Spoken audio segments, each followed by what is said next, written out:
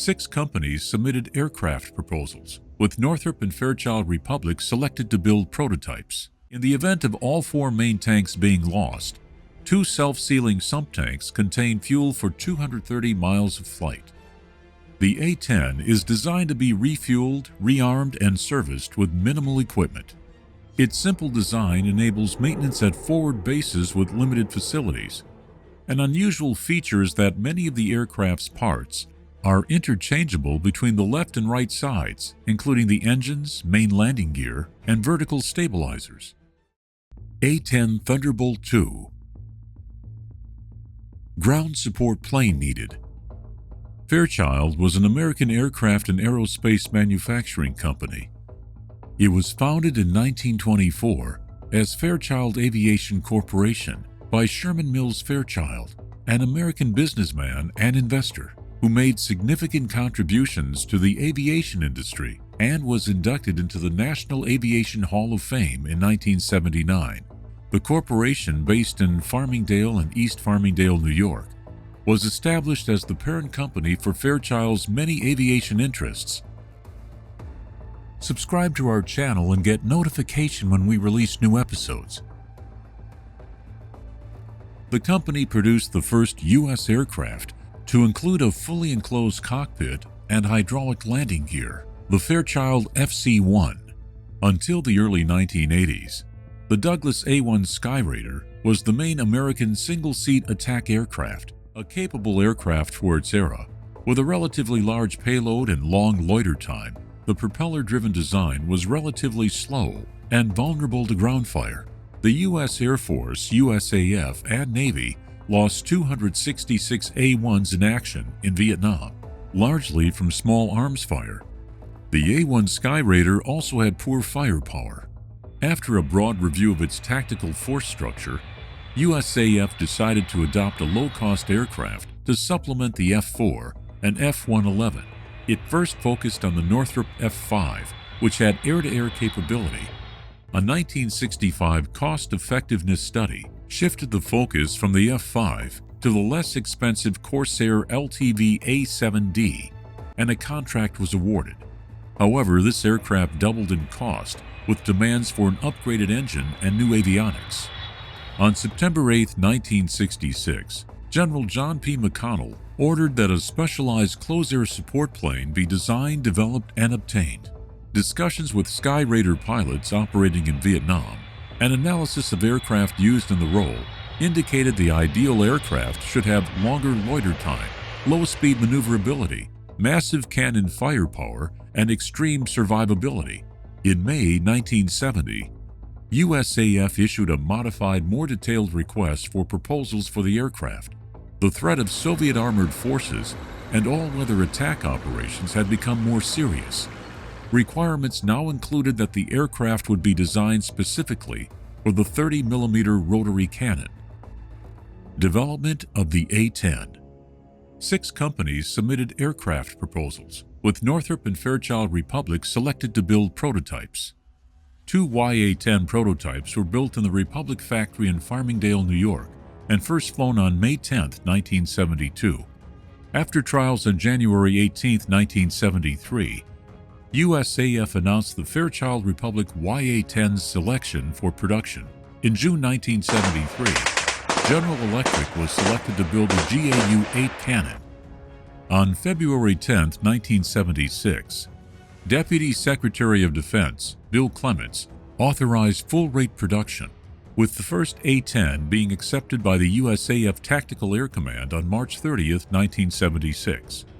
Production continued and reached a peak rate of 13 aircraft per month. By 1984, 715 planes, including 2 prototypes and 6 development aircraft, had been delivered. Officially named the Thunderbolt, the A-10 also became known as the Warthog, the Hog, the Flying Gun, and the Tankbuster. Many A-10s feature nose art, such as a shark mouth or Warthog head features. The A-10 has a cantilever low-wing monoplane wing with a wide chord.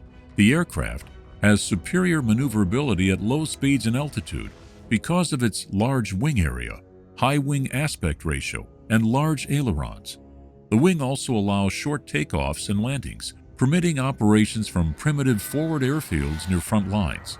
The aircraft can loiter for extended periods and operate under 1,000-foot ceilings with 1.5-mile visibility. It typically flies at a relatively low speed of 350 miles per hour, which makes it a better platform for the ground attack role than fast fighter bombers, which often have difficulty targeting small, slow-moving targets. Anti-aircraft protection.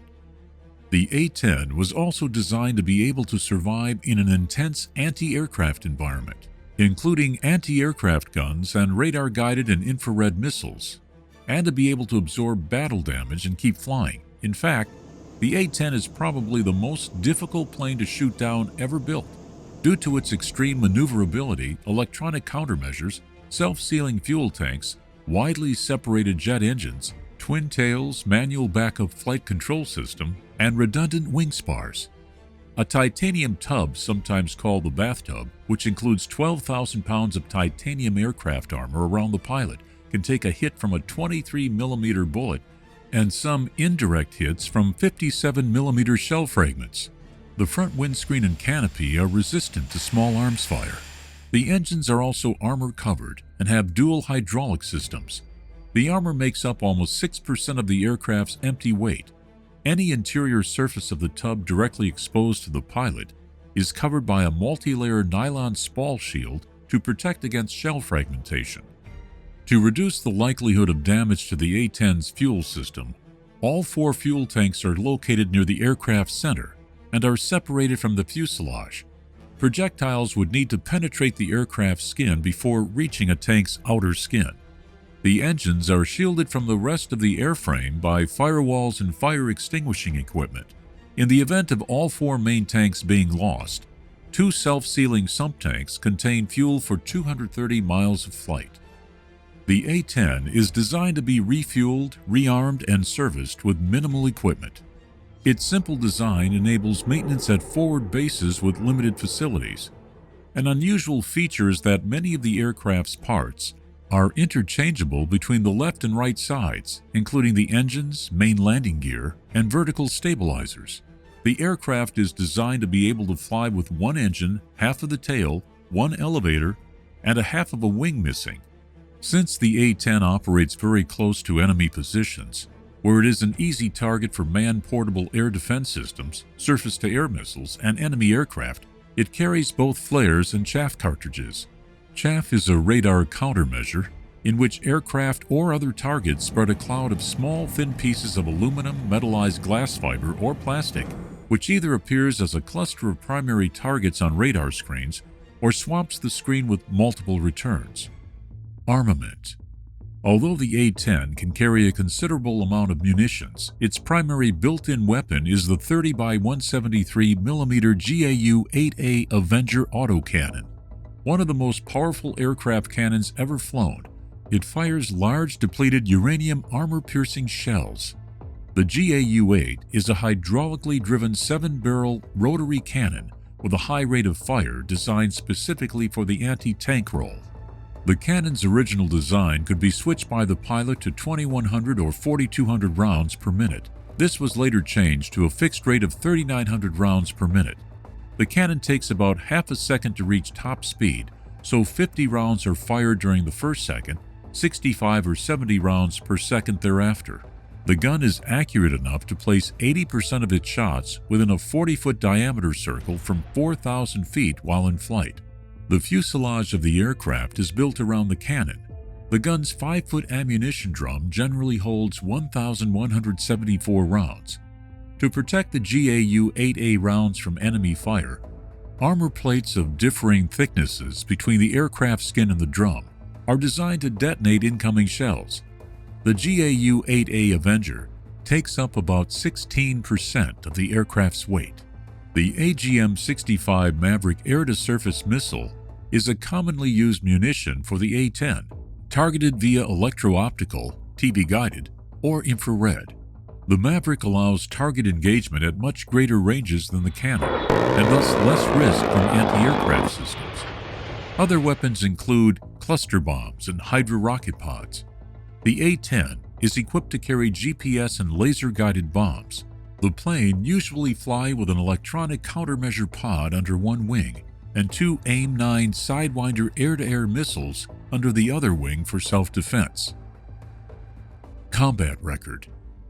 The first unit to receive the A-10 Thunderbolt II was the 355th Tactical Training Wing, based at Davis-Monthan Air Force Base, Arizona, in March 1976. A-10s were deployed to Bridgetown, Barbados, during Operation Urgent Fury, the American invasion of Grenada. They provided air cover for the U.S. Marine Corps landings on the island of Karayaku in late October 1983, but did not fire weapons, as the Marines met no resistance. The A-10 was used in combat for the first time during the Gulf War in 1991, where it destroyed more than 900 Iraqi tanks, 2,000 other military vehicles, and 1,200 artillery pieces. A-10s also shot down 2 Iraqi helicopters with a GAU-8 cannon.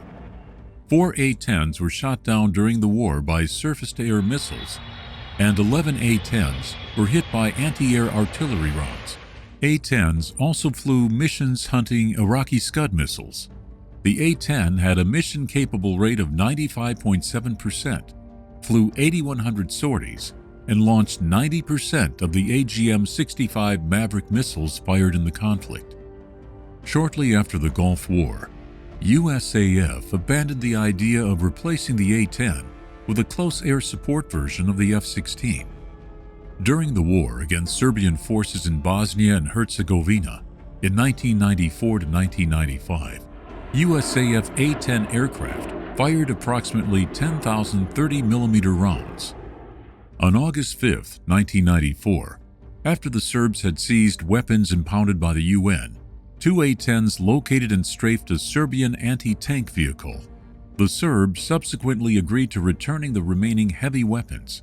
In August 1995, NATO launched an offensive called Operation Deliberate Force.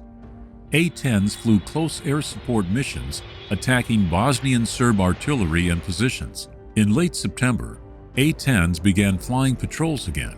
A-10s returned to the Balkan region as part of Operation Allied Force in Kosovo beginning in March 1999. The A-10's first successful attack in the operation occurred on April 6, 1999, and the aircraft remained in action until combat ended in late June 1999. During the 2001 invasion of Afghanistan, A-10s did not take part in the initial stages. For the campaign against Taliban and Al-Qaeda, A-10 squadrons were deployed to Pakistan and Bagram Air Base, Afghanistan, beginning in March 2002. These A-10s participated in Operation Anaconda. Afterward, A-10s remained in country fighting Taliban and Al-Qaeda remnants. During Operation Iraqi Freedom, starting in March 2003, A-10s had a mission-capable rate of 85% and fired 311,597 rounds of 30mm ammunition. A single A-10 was shot down near Baghdad International Airport by Iraqi fire late in the campaign. In March 2011, 6 A-10s were deployed as part of Operation Odyssey Dawn, an international coalition intervention in Libya. They participated in attacks on Libyan ground forces there. Beginning in August 2014, in Operation Inherent Resolve against Islamic State militants, U.S. commanders began sending A-10s to hit enemy targets in central and northwestern Iraqi on an almost daily basis. In about 2 months' time, A-10s flew 11% of all USAF sorties since the start of operations. Recent updates. The A-10 Precision Engagement Modification Program from 2006 to 2010 updated all A-10 aircraft as well as all OA-10s, a variant used for forward air control, to an improved standard designated the A-10C. This involved a new flight computer, new glass cockpit displays and controls, 2 new 5.5-inch color displays with moving map function, and an integrated digital stores management system.